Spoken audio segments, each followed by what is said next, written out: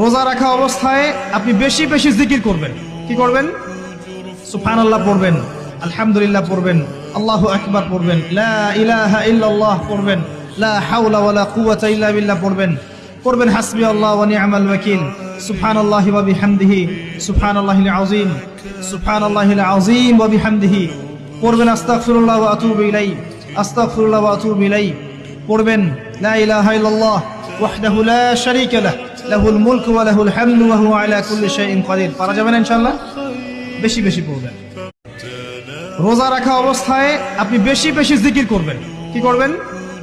সুবহানাল্লাহ পড়বেন, আলহামদুলিল্লাহ পড়বেন, আল্লাহু আকবার পড়বেন, লা ইলাহা ইল্লাল্লাহ পড়বেন, লা হাওলা ওয়ালা কুওয়াতা ইল্লা বিল্লাহ পড়বেন, পড়বেন হাসবিয়াল্লাহু ওয়া নি'মাল ওয়াকিল, সুবহানাল্লাহি ওয়া বিহামদিহি, সুবহানাল্লাহিল আযীম, সুবহানাল্লাহিল আযীম ওয়া বিহামদিহি, পড়বেন আস্তাগফিরুল্লাহ ওয়া আতুবু ইলাইহি, আস্তাগফিরুল্লাহ ওয়া আতুবু ইলাইহি, পড়বেন লা ইলাহা ইল্লাল্লাহ ওয়াহদাহু লা শারীকা লাহু লাহুল মুলকু ওয়া লাহুল হামদু ওয়া হুয়া আলা কুল্লি শাইইন কাদির। পারা যাবে না ইনশাআল্লাহ?